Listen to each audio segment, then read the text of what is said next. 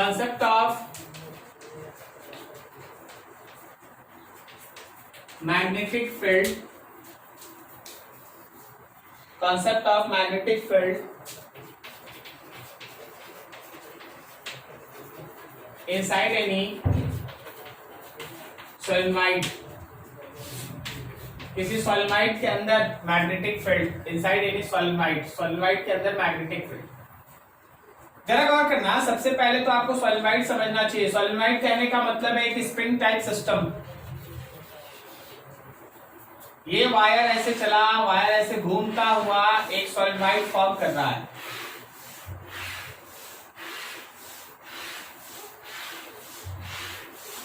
Like that.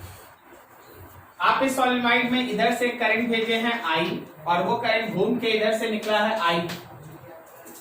Current के direction को ध्यान से देखिएगा और समझिएगा, करंट के डायरेक्शन को ध्यान से देखिएगा और समझिएगा, ठीक है। आपको कुछ दिखेगा ऐसा कि जब ये करंट चला तो यहाँ पे करंट अंदर गया, फिर यहाँ पे करंट बाहर आया, यहाँ अंदर जा रहा है, नीचे बाहर आ रहा है। हर ऊपर वाले पॉइंट पे करंट का डायरेक्शन बोर्ड के परपेंडिकुलर अंदर की तरफ है। हर ऊपर वाले पॉइंट पे करंट का डायरेक्शन बोर्ड के परपेंडिकुलर अंदर की तरफ है, जबकि नीचे वाले पॉइंट पे करंट का डायरेक्शन बोर्ड के परपेंडिकुलर बाहर की तरफ है। क्या तुमको ये समझ में आ रहा बात?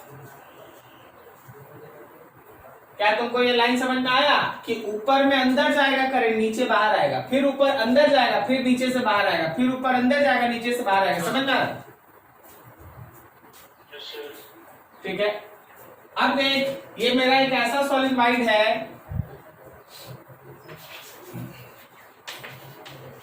दिस सॉलिनॉइड हैव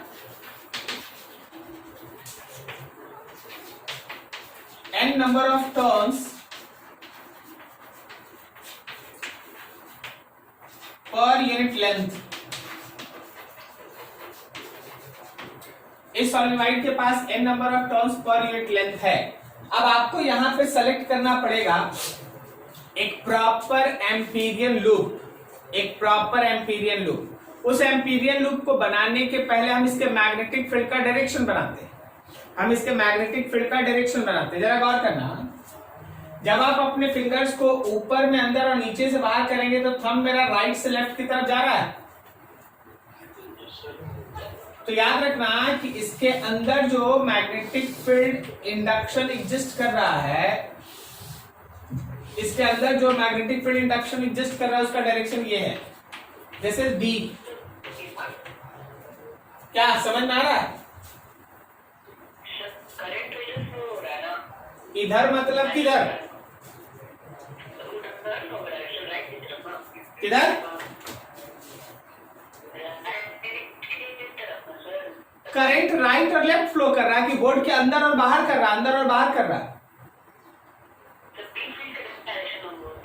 हाँ, तो बी फील्ड तो ठीक ही है ना, राइट से लेफ्ट की तरफ।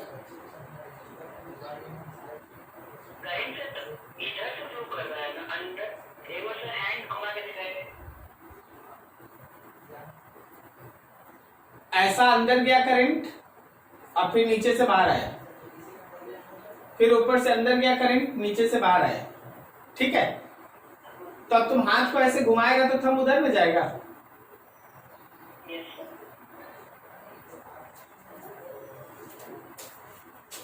अब यहां पे हम लोगों को कंसीडर करना पड़ेगा एक सुटेबल एम्पीरियन लूप। देखो जी, यहां का एम्पीरियन लूप ऐसा होगा,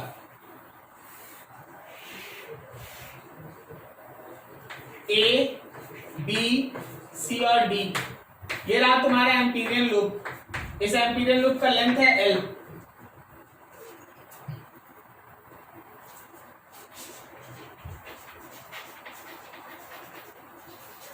कंसिडरिंग एनी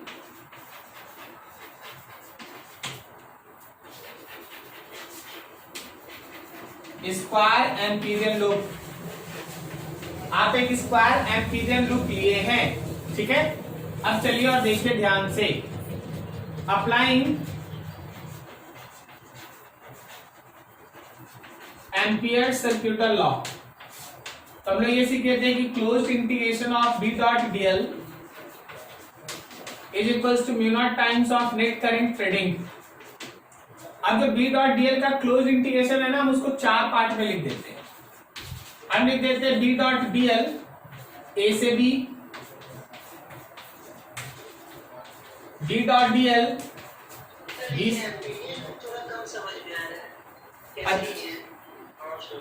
अच्छा, एम्पीरियल लूप लेने में हमेशा एक चीज का सावधानी रहता है, जैसे गॉसिप थ्योरम में तुमको सिखाया गया था ना कि इलेक्ट्रिक फील्ड उसके परपेंडिकुलर या पैरेलल हो।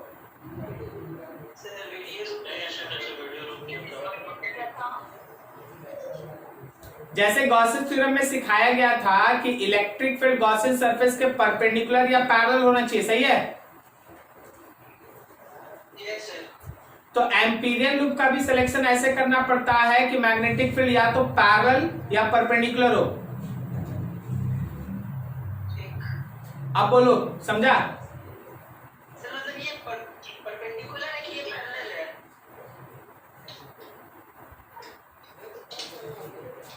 ए से बी पैरेलल है, बी से सी परपेंडिकुलर है, सी से डी कोई बी फील्ड नहीं है, डी से सी, डी से फिर से परपेंडिकुलर है। अच्छा ये सर अब समझ गए, लूप के अंदर में। अब ठीक है? Yes sir. फिर इंटीग्रेशन सी से डी बी डॉट डीएल, फिर इंटीग्रेशन डी से A B dot DL, and that all equals to mu naught into I net। देख, परपेंडिकुलर और पैरेलल से फायदा क्या होता है, हम बार बार बोल रहे हैं, याद रखना ये डॉट प्रोडक्ट है, डॉट प्रोडक्ट है तो cos थीटा भी आएगा। अब अगर तुम ऐसा सुटेल लो, कोई बोलता नहीं सर ऐसा नहीं लेंगे सर, गोल लेंगे गोल। अरे भाई गोल लेगा ना तो अलग अलग जगह अलग अलग एंगल बनेगा, क्या बोलता है, समझा? तो फंस जाएगा उसमें, कहां कितना एंगल लिखते चलेगा। इसलिए सिलेक्शन ऐसे करना पड़ता है। अब जरा गौर से देखो, ए से बी, ए से बी में बी फील्ड का डायरेक्शन और इसके लेंथ का डायरेक्शन सेम है, तो क्या बीएल लिख दे सीधा? अब देखो बी से सी, देखो बी फील्ड और लेंथ परपेंडिकुलर है, तो डॉट प्रोडक्ट 0 होगा। अब आगे देखो सी से डी कोई बी फील्ड ही नहीं है, तो फिर से तो ये डॉट प्रोडक्ट 0। और देखो डी से ए, देखो फिर से देखो बी फील्ड और लेंथ परपेंडिकुलर है, तो डॉट प्रोडक्ट 0। क्या बोलता है, समझा? इसीलिए ऐसा एम्पीरियल लूप चुन चुन के लिया जाता है कि मेरा मैथमेटिक्स इजी हो, इंटीग्रेशन डिफरेंशिएशन से बचे। अब यहां देखना, mu naught times of net current लिखने का मतलब क्या है, करंट इन वन टर्न, एक टर्न में जो करंट है वो multiplied with number of turns enclosed. बात करना, एक टर्न में अगर आई करंट है तो यहाँ 2 टर्न अगर तुमको दिखाई दे रहा है तो कितना करंट है, 2i। अब हमको क्या करना है, जरा गौर करना, यहाँ पे n is the number of turns per unit length. Okay, n is the number of turns per unit length. तो जरा बता l लेंथ में कितना टर्न, NL, और एक टर्न में कितना current, I into mu naught. क्या है, तीनों समझा? And this will be equals to B into L। अब L से L कैंसिल, तो तुम्हारे डिफरेंट का इक्वेशन हुआ म्यू नॉट NI। तुम्हारे डिफरेंट का इक्वेशन हुआ म्यू नॉट NI। कोई भी, this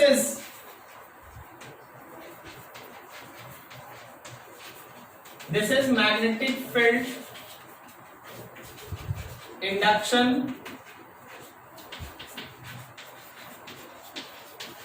inside any long solenoid।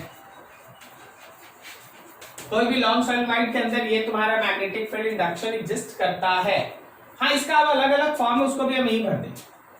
इसमें जो n स्टैंड करता है, this is nothing else but simply number of turns per unit length. मतलब अगर आपके पास टोटल नंबर ऑफ टर्न्स है तो याद रखिएगा लेंथ से आपको डिवाइड करना होगा, ठीक है? अब इसी में एक फेज आता है, उसको भी तुम ध्यान रखना, बहुत सारे क्वेश्चन में यूज हो जाएगा। कभी कभी ये होता है कि at one end of solenoid, अभी तो हम लोग सॉलिनॉइड के अंदर है ना, लेकिन अगर हम किसी एक एंड पे होते तो at one end of solenoid B field is mu naught Ni/2। B field जो है वो म्यू नॉट Ni/2 होगा at one end of solenoid. एक एंड पे म्यू नॉट Ni/2 होगा, जबकि अंदर में कहीं भी म्यू नॉट Ni होगा। अगर तुमको कुछ नहीं मेंशन है कि अंदर पढ़ना है कि एंड पे पढ़ना है, हमेशा तुम इसको लेके चले। अब बता स्मॉल एन किसको स्टैंड करता है? अच्छा, अब ये सोचो कि अगर हम सॉलिनॉइड में एक रॉड इंटर कर दे, मान ले जैसे ये चॉक पीस है और इस पे हमें ना वायर ऐसे लपेट के एक बना दे सॉलिनॉइड, तो अंदर में एयर तो नहीं ना मिलेगा, अंदर में तो एक मीडियम होगा। तो उस लाइन को भी ध्यान रखना। If any other medium is present,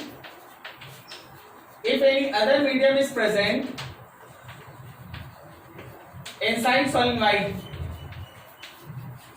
अगर सॉलिनॉइड के अंदर कोई दूसरा मीडियम है, देन बिफिल्ड और with this medium is equals to mu naught into के।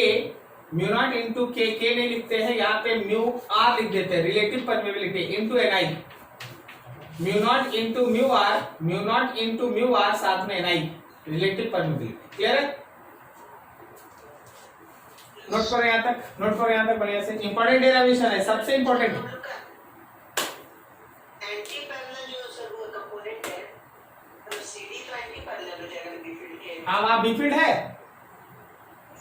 अच्छा ठीक है, यस सर समझ गए। वही कर रहे नोट यस ये स्क्वायर लूप ही क्यों लिए, ये समझ में आया? सर। ठीक है। ऊपर में क्यों हम लोग का लाइन इंटीग्रल 0 हुआ, ये बताओ तो। बाहर है, वहाँ पे कोई भी करंट नहीं है। वहाँ बीफील्ड नहीं है, करंट नहीं, बीफील्ड। हाँ यस सर। वहाँ बीफील्ड नहीं। चलो ठीक है। अच्छा, मान लीजिए जैसे मेरे पास एक सॉलिनॉइड है, सपोज ये एक चॉक पीस है, इस पे हम ऐसे लपेट के वायर से एक सॉलिनॉइड बना दिए। अब एक बार जब हम लेयर बनाए तो 300 टर्न आया, और फिर हम उसके ऊपर एक और लेयर, उसके ऊपर एक और लेयर, उसके ऊपर एक और लेयर, 4 लेयर बना दिए।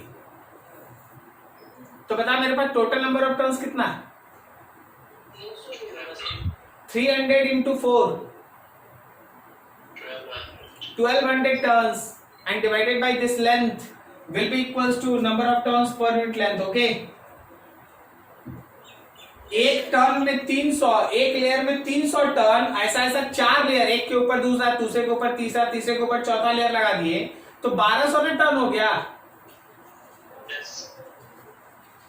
Divided by length. Okay, yes sir.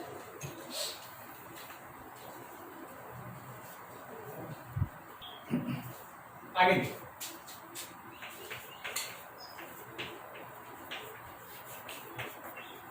Concept of magnetic field of any toroid। टॉरवाइड क्या होता है ना कि एक लंबा सा सॉलिनॉइड लो और उसको ऐसे घुमा के सर्कल में मिला दो, ऐसा, उसको कहते हैं toroid. See that figure carefully, figure में बहुत कुछ बनने वाला है, इसलिए ध्यान रखना।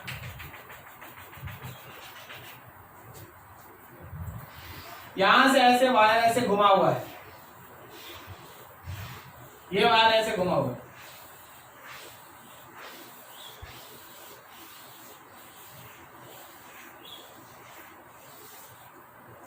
ऐसे। Inner radius A, outer radius B,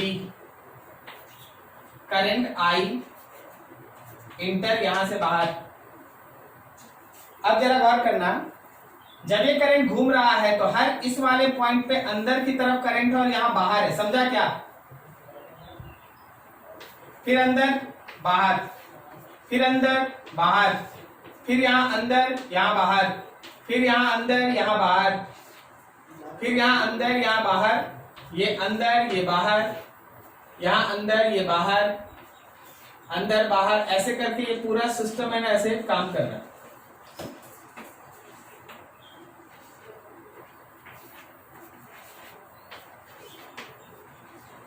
ऐसा। अब मेरे पास तीन पॉइंट है जहां हम लोग को विफल निकालना है। एक पॉइंट यहां है P1, इसका R A से छोटा है। दूसरा पॉइंट यहां है P2, इसका R B से बड़ा है। और थर्ड पॉइंट जो एक्चुअल कंसिडरेशन का है वो है यहां P3, इसका R A से बड़ा है लेकिन B से छोटा है। ऐसा तीन पॉइंट पर हम लोग को डिस्कशन करना है, ठीक है। चलो अब एक एक करके चलते हैं, काम करते हैं, देखते हैं।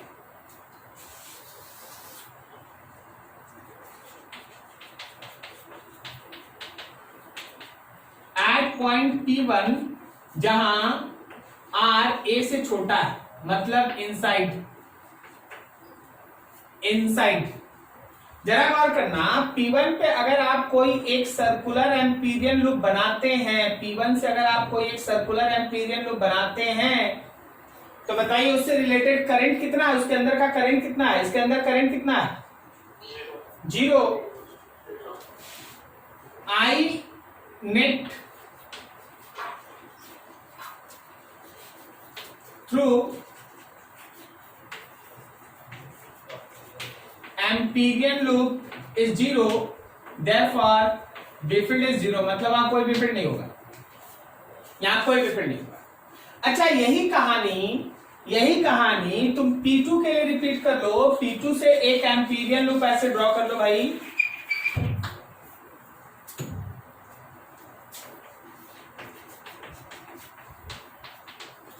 एट पॉइंट P2 जिसका रेडियस B से बड़ा, एट पॉइंट P2 जिसका रेडियस B से बड़ा। याद रखना कि फिर से क्रॉस की वजह से जितना करंट अंदर जाएगा, डॉट की वजह से उतना ही करंट बाहर भी आएगा, सही है। तो आप ऐसा मान लीजिए कि वापस से I net is equal to 0, so again your B field is 0। जितना क्रॉस की वजह से करंट अंदर जा रहा है, डॉट की वजह से उतना ही करंट बाहर आ रहा है, तो फिर से आई नेट का वैल्यू 0 है और बिफिल्ड का वैल्यू 0 है। नाउ थिंक अबाउट थर्ड,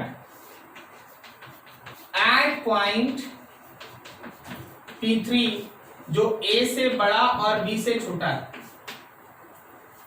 जो A से बड़ा और B से छोटा है। जब आप A से बड़ा और B से छोटा वाले में ऐसा एक एम्पीरियन लूप बनाते हैं, A से बड़ा और B से छोटा वाले में जब आप एक ऐसा एम्पीरियन लूप बनाते हैं तो अब आपको सोचना पड़ता है कि इसके अंदर का करंट कितना है। क्या तुमको दिखाई दे रहा है कि इसके अंदर में क्रॉस करके करंट अंदर आ गया है। अब आप यहां पे अप्लाई करें, applying ampere circuital law, applying ampere circuital law लगाओ। Then line integral of B field over that closed path will be equals to mu naught times of net current fading.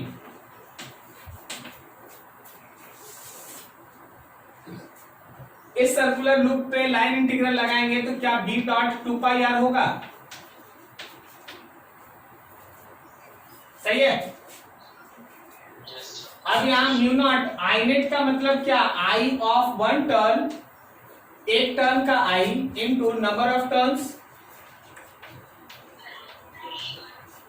ठीक है। आप ये मान के चले कि फिर से हम लोग स्मॉल n लेके चल रहे हैं, number of turns per unit length, number of turns per unit length. तो जरा गौर करना कि B dot 2 pi R is equals to mu naught, एक टर्न का करंट I है और number of turns n into 2 pi R होगा क्या,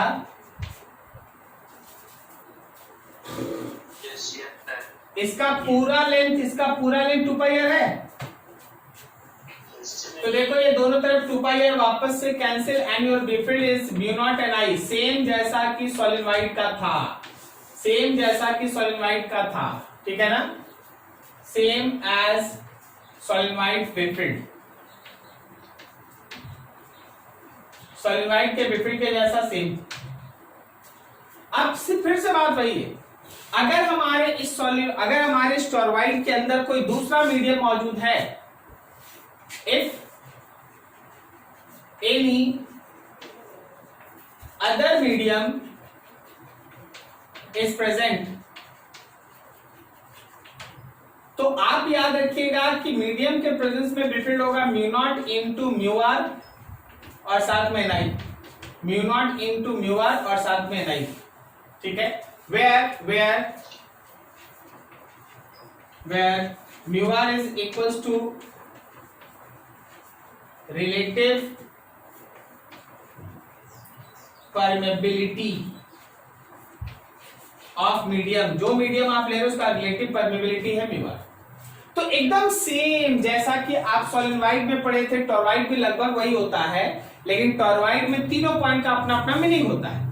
अगर आप यहां पे बात करते हैं तो बी फील्ड 0, यहां पे बी फील्ड 0, कारण है दोनों का नेट करेंट 0, लेकिन इसके अंदर में एक बी फील्ड होगा और उस बी फील्ड का वैल्यू म्यू नॉट एन आई है, जैसा कि सोलेनोइड में होता है। कभी कभी ये होता है कि स्मॉल एन निकालने में आपको प्रॉब्लम हो सकता है। स्मॉल एन का मतलब क्या था, number of turns by length. अब उस लेंथ में हम लोग n बाई 2 पाई आर लिख सकते हैं, क्या सही है? लेकिन ध्यान रखना कि r तो देगा ही नहीं, हर सोलेनोइड में इनर रेडियस और आउटर रेडियस देगा, अंदर का रेडियस 3, बाहर का रेडियस 3.5। तो सर स्मॉल r क्या लेंगे, 3 लेंगे कि 3.5 लेंगे? मीन लेंगे भाई, मीन लेंगे। अगर स्मॉल r लेना होगा तो इनर रेडियस और आउटर रेडियस का मीन लीजिएगा, ओके? क्या तुमको समझ में आ रही बात? ठीक है, this is all about magnetic field induction inside any toroid. Note करो बढ़िया से।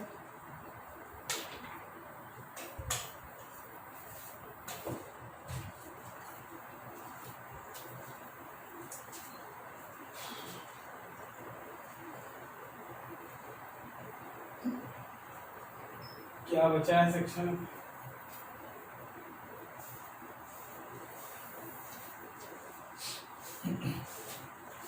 थोड़ा सा है ना, ये 3 बेसिक टर्म्स था जो डेरिवेशन था, जो तीनों में 3 मतलब कौन कौन, एक थिक वायर से हम लोग करंट पढ़े थे लास्ट डे, आज हम लोग सोलेनोइड और टोरॉइड पढ़े। 3 डेरिवेशन में सबसे इंपॉर्टेंट आपका सोलेनोइड है, ध्यान रखिएगा। स्कूल जब खुलता है या एग्जाम होता है तो सोलेनोइड के आने का चांसेस सबसे ज्यादा रहता है। अब जो एक अगला क्वेश्चन बताने जा रहे हैं ना, वो थोड़ा सा टिपिकल है, ध्यान लगा के चीज को समझना है, वो न्यूमेरिकल बेस्ड क्वेश्चन है। मान लीजिए थिक वायर है लेकिन करंट यूनिफॉर्म नहीं है,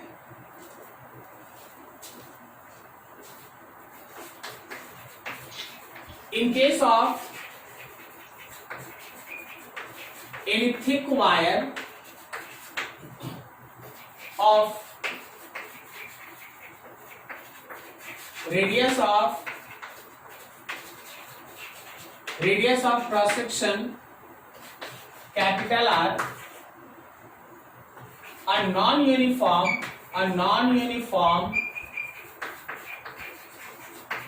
current is flowing as J equals to J naught into small r, J equals to J naught into small r, where J naught is constant, small r distance from axis of wire, then find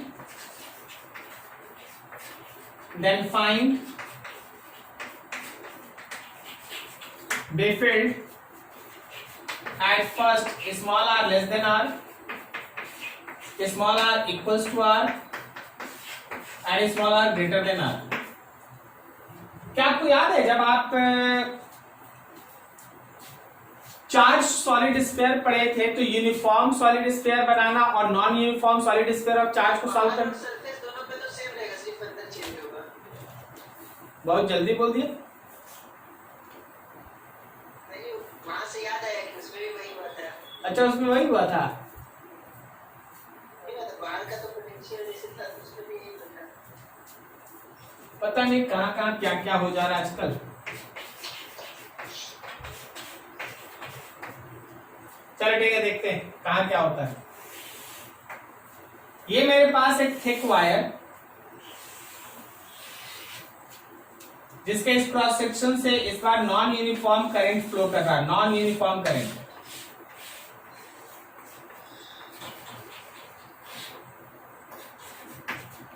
इधर से जा रहा non uniform current.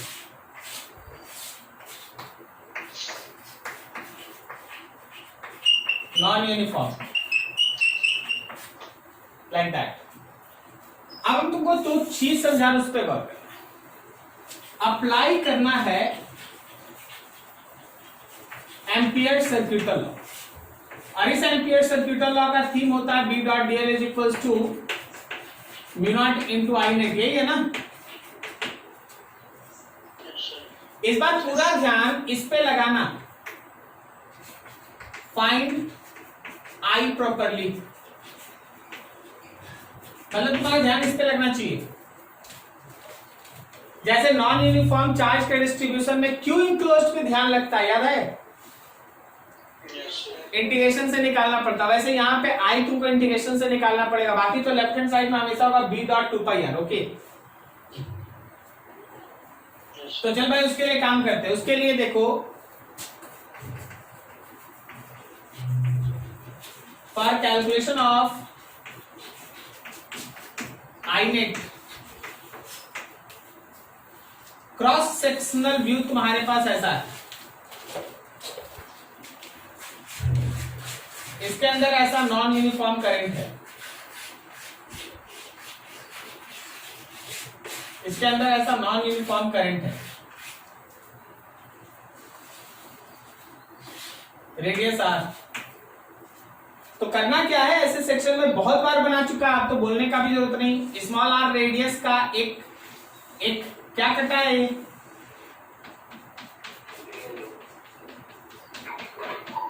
Elementary ring है ना। Yes sir. Elementary ring है, इस elementary ring का small current लिखना पड़ेगा, तो current density into small area. तो small current will be equals to J not R, और स्मॉल एरिया में 2 पाई आर डी आर। तो तुम्हारे इस स्मॉल करंट का वैल्यू हो गया जे नॉट इंटू 2 पाई आर और आर स्क्वायर डी आर। ये रहा स्मॉल करंट। अब देखो भाई, आप मान लीजिए सबसे पहला काम कर रहे हैं, जहां small R is less than capital R है, वहां भी फिर निकालने का मतलब अंदर, अगर अंदर में यूज कर रहे हैं तो आप लिखेंगे बी डॉट डी एल। देखिए कैलकुलेशन आपको कंप्लीट करना पड़ेगा, सो बी केयरफुल। हाँ, I net left hand side में होगा B dot 2 pi R. Okay, और म्यू नॉट, यहाँ आई नेट में क्या होगा, इंटीग्रेशन ऑफ डी आई 0 से लेके आर तक। समझा क्या? Yes sir. अभी कैलकुलेट करना पड़ेगा, आंसर निकालना होगा। दूसरा, small R is equal to capital R. या तो चाहो तो पीछे वाला फॉर्मूला उतार दो। ओके, उसमें स्मॉल आर की जगह पे कितना लिख देना, कैपिटल। जो यहाँ आंसर आएगा स्मॉल आर की जगह capital are.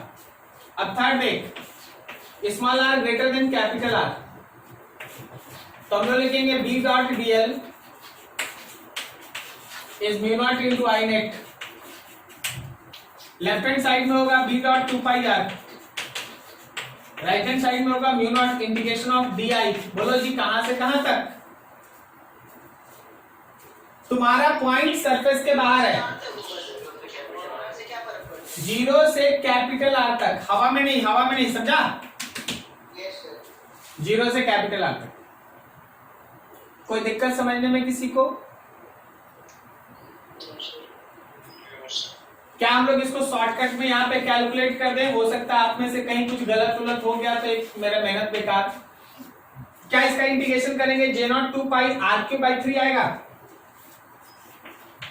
J not 2 pi R Q by 3 आएगा ना, स्मॉल आर क्यू बाई 3। अब ये 2 पाई से 2 पाई कटा, क्लियर, ठीक है। और ये आर से ये क्यूब कट के 2 हो गया, तो तुम्हारे बिफिल्ड का इक्वेशन हो गया mu naught J not R square by 3। क्या समझ में आ रहा है? अब इस केस में क्या करना है, जहां स्मॉल आर वहां कैपिटल आर लिख देना है, तो ये हो गया हम लोगों का mu naught J not R square by 3। और इस केस में अपने से बनाओ, चलो बना फटाफट।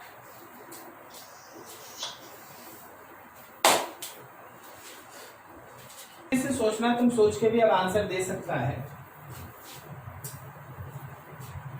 कि मान लो अगर मेरे पास मेरा जो थिक वायर है वो एक थिक सिलेंडर के फॉर्म में रहे, लाइक दैट। मतलब यहां पे मटेरियल है, मतलब करंट यहां से फ्लो करेगा और बीच में खाली जगह, जैसे तुम अपने घर के कॉपी को जब मोड़ेगा ना गोल सा, तो ऐसे ही बनेगा ना। तो करंट केवल इन सब से जा सकता है, हवा में नहीं जा सकता। अब अंदर वाले का रेडियस है ए और बाहर वाले का रेडियस है बी। अंदर वाले का रेडियस है ए, बाहर वाले का रेडियस है बी, और करंट उसमें फ्लो कर रहा है, ठीक है। अब अगर हम ऐसे केस में तुमसे पूछें कि देखो जी R लेस देन A है, ठीक है, A से बड़ा है R, उससे बड़ा B है, और फिर R ग्रेटर देन B है, बताओ कहां मैग्नेटिक फील्ड इंडक्शन जीरो और कहां नॉन जीरो? पहला वाला में जीरो होगा, इन सब में करंट फ्लो कर रहा है, ओके, इसमें करंट फ्लो कर रहा है, लेकिन यहाँ पे खाली है, एयर है। तो फर्स्ट वाले में बी फील्ड जीरो या नॉन जीरो? ए से लेके बी के बीच, मतलब यहाँ पे बी फील्ड जीरो या non zero? Non zero. Increasing और डिक्रीजिंग? इंक्रीजिंग, जैसे जैसे डिस्टेंस बढ़ते जाएगा वैसे वैसे क्या होगा, बढ़ेगा, करेक्ट ना। और उसके बाद बी से बाहर जीरो या नॉन जीरो? इंक्रीजिंग और डिक्रीजिंग? डिक्रीजिंग। क्या तुमको समझ में आया? तो ऐसा बहुत सारा क्वेश्चन तुम्हारे सामने रखा जा सकता है, उसको आपको बनाना पड़ेगा, ओके। और उसका एक ग्राफ बना के दिखाना कि how B field will vary approximate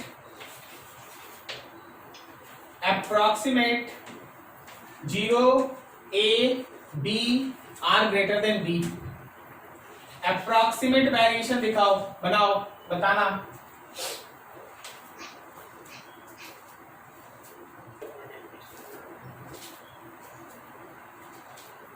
क्या बोलता है, कैसे 0 से A तक कैसे बनाए?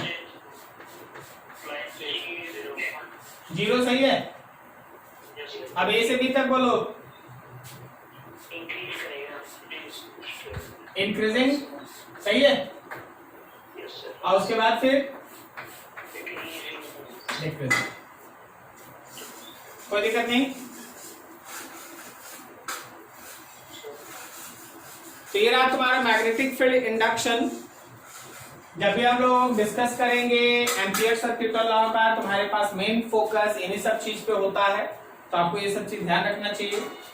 अब देखो यहाँ पे मैग्नेटिज्म का है ना, एक सेक्शन तुम्हारा खत्म है, ठीक है। अगला जो सेक्शन स्टार्ट होगा वो होगा magnetic properties and magnetic dipole.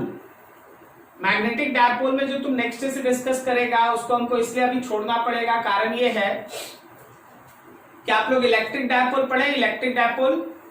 Yes sir. बस आप इलेक्ट्रिक डायपोल पढ़ के आ जाइएगा। हम मैग्नेटिक डायपोल में कोई भी डेरिवेशन नहीं करेंगे, सीधा आंसर लिखेंगे। जैसे इलेक्ट्रिक डायपोल के एक्सियल लाइन पे इलेक्ट्रिक फील्ड का कोई इक्वेशन बोलो। E/2 है ना? हाँ, बोला है, P था, P/R। तो बस इसी कारण से आप अगले दिन पढ़ के बैठिएगा। Okay, yes sir, example set अभी। हाँ, क्योंकि उसके बगैर पढ़ाया नहीं जा सकता। करना क्या है, एकदम सिंपल है कि देख, जहां पे चार्ज होता था वहां पे है ना मैग्नेटिक चार्ज लिखेंगे, जहां इलेक्ट्रिक डायपोल मोमेंट था वहां मैग्नेटिक डायपोल मोमेंट लिखेंगे, जहां इलेक्ट्रिक फील्ड था वहां मैग्नेटिक फील्ड आएगा, जहां 1/4 पाई एप्सिलॉन नॉट था वहां v0/4 पाई आएगा। बस इतना ही होगा। सो नेक्स्ट सब कोई फॉर्मूला देख के बैठो, उसको लेके आगे बढ़ेंगे। ओके।